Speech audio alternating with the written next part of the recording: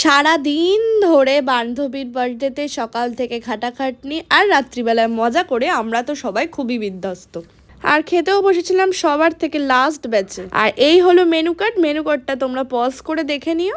Last ব্যাচে খেতে বসার জন্য খিদেটা তো প্রচুর পেয়ে গেছিলো, তাই ওয়েট করছিলাম কখন আসবে আমাদের খাবারটা।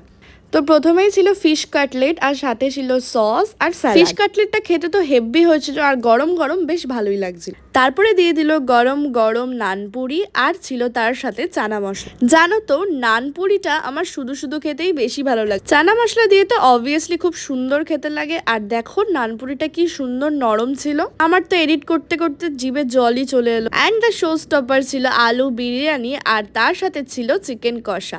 চিকেনের পিসগুলো তো দারুণ খেতে হয়েছিল, তাই জন্য আর ভিডিও করতে পারিনি। আর লাস্টে ছিল 2 রকমের মিষ্টি। যাই হোক, আমি 1 রকমের মিষ্টির ভিডিও করেছি, কেন জানি না আমি করতে পারিনি, কারণ আমি খেতে ব্যস্ত ছিলাম। তো টাটা, দেখা হচ্ছে নেক্সট শর্টস।